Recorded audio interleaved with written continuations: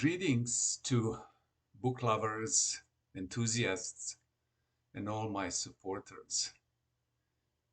In these videos and those to come, I am delighted to introduce you to my latest book, Sculpting of a Psychiatrist, just published on Amazon.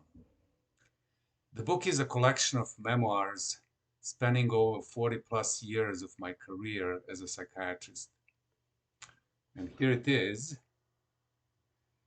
As you can see, it is illustrated with a photograph that was taken by my daughter Simone using her analog black and white old-fashioned camera and thoughtfully designed cover by her boyfriend Simon. And in this way, it is a family affair. Within its pages, you will find 7 chapters that gradually sculpt my psychiatric sculpture, each chapter representing a distinct phase or stage in the process of perfecting this figure, representing the process of my professional growth. I will read from each chapter selected parts to give you a glimpse into this book.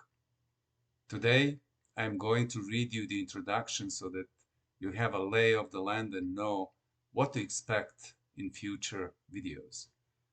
So let's start this journey together, shall we?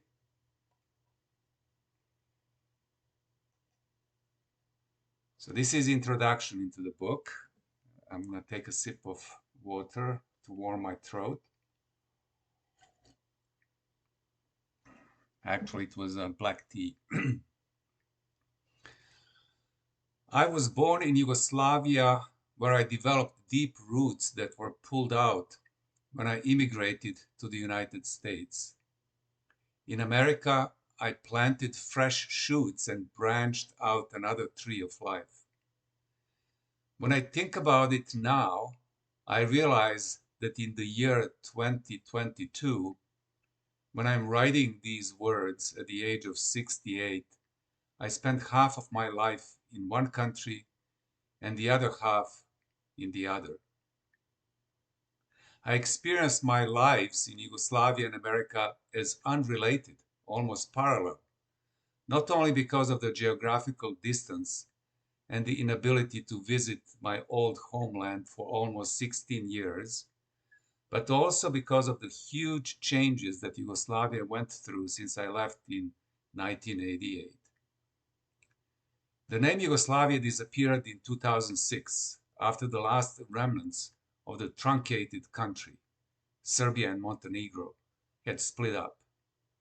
The homeland I knew remained only a distant memory due to the civil wars of the 90s that tore it apart, along with the NATO bombing of Serbia in 1999. I couldn't identify with anything that followed. Although I left Yugoslavia by my own choice, I still harbored positive emotions toward many of the ideals with which I grew up in its fold. It was easy for me to say that I was born from Yugoslavia.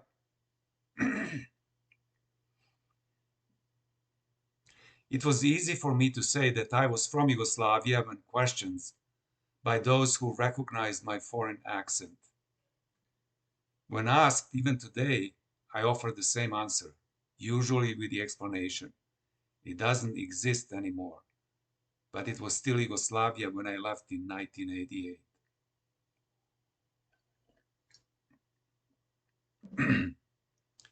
Before the internet was in general use, and especially before the spread of YouTube platform, news from Yugoslavia had been scarce and difficult to access. An economic and diplomatic blockade by the United States worsened the situation during the 1990s. The civil wars, destruction, and disintegration of Yugoslavia caused pain, grief, and suffering due to the loss of the country in which I was born and to which I belonged for 34 years. In addition, I lost my Yugoslav citizenship and have not yet become a United States citizen. So between 1992 and 1999, I was stateless. without a valid passport, unable to travel outside the United States. It was not a great feeling, but I did not want to take citizenship of any of the new states that are created on the ruins of what was once my beloved homeland. During my last trip to Croatia in 2018, I went to the police station in Slavonski Brod to record my stay as a foreign citizen. The police officer's thoroughness led to the discovery that I was granted Croatian citizenship in 1992 on the basis of my birthplace and my mother's Croatian nationality. I did not take legal steps to confirm this officially, but it was an interesting fact that occurred without my knowledge or recognition while the country to which I had once belonged was disintegrating. I wrote this brief recent historical and cultural framework as a necessary introduction at the beginning of this book because it immediately lays my cards on the table without bluffing about my frame of mind. My two separate lives are essentially not separated, even though this seemed the case at first sight. They have always been combined in a strange amalgam from which came the carving of my psychiatric statue, which you will have the opportunity to read about on the following pages.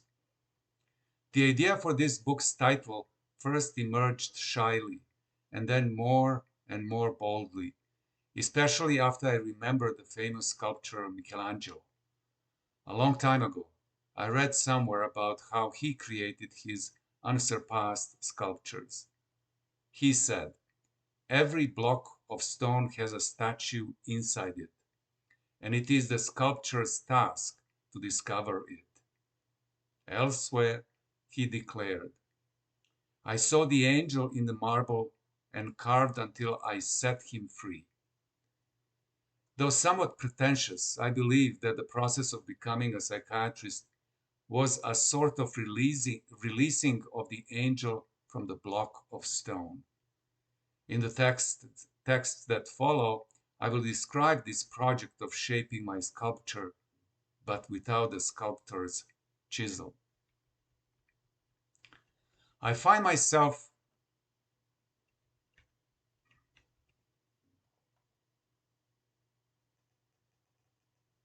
a psychiatrist from head to toe, front and back, inside and out. Over my 40-year career, I have treated many patients who have come to me or have been to them, or I have been to them. A great deal has happened in this two-way energy and information exchange.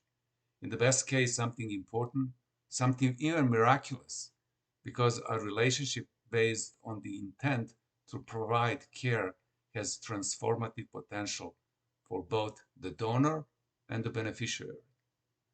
I have always believed in the healing power of a relationship. This idea guided me and influenced my style of therapy, which I developed and nurtured.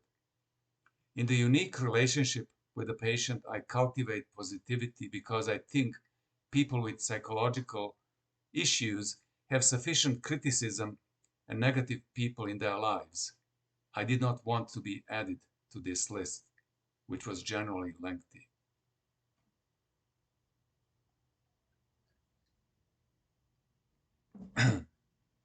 I approached the writing of this book with a dose of ambivalence because who cares why I became and remained a psychiatrist?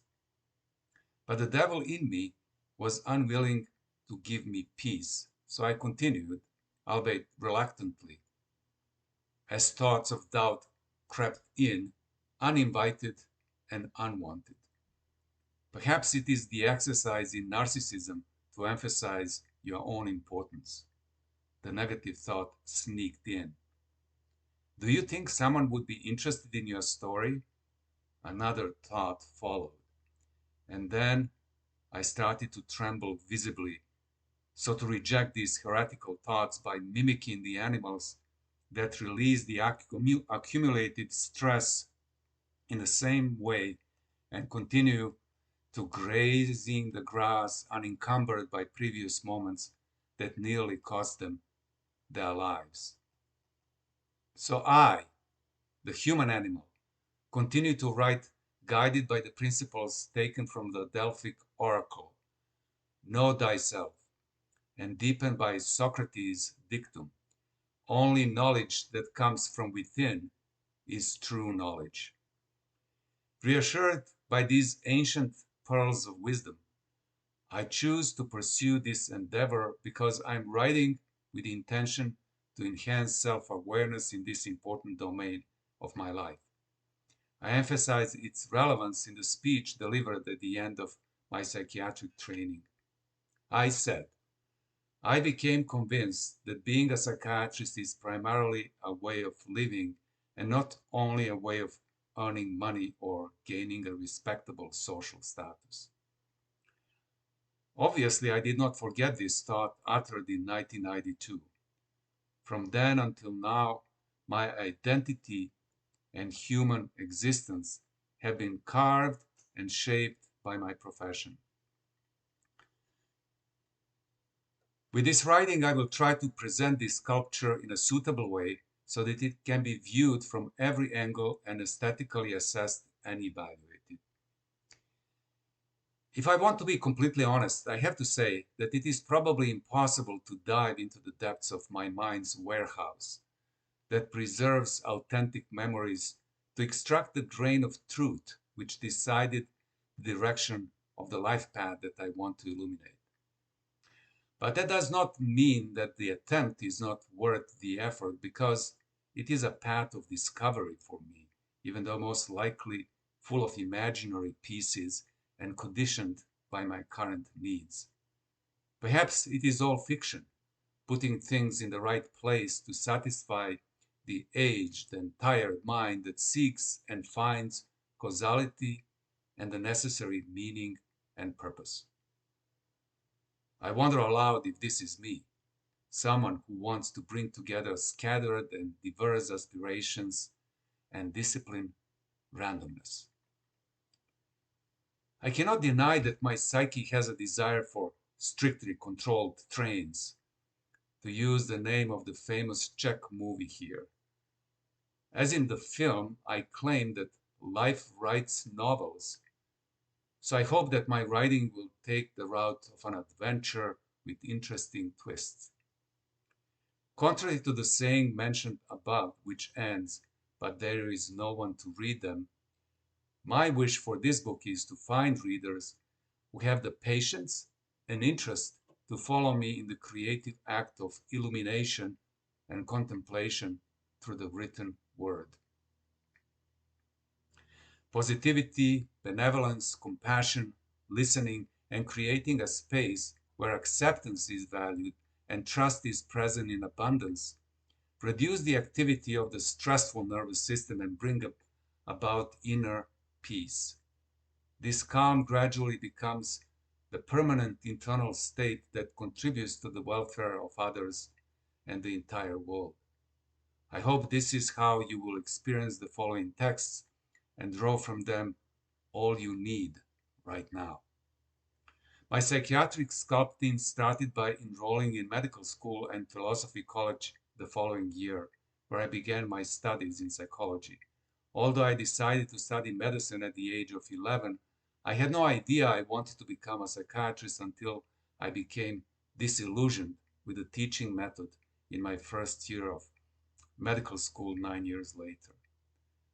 I believe now that I was predisposed to study the mind, even though I was unaware of it.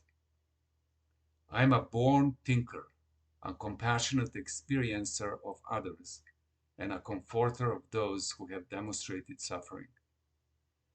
It only took the lecture of Dr. Joseph Wessel to unleash in me this unstoppable avalanche of passion for psychiatry. So that's the end of the introduction, and we will continue next time with chapter number 1 called Beginnings. And until then, I wish you a good day, good time, and peace in your heart.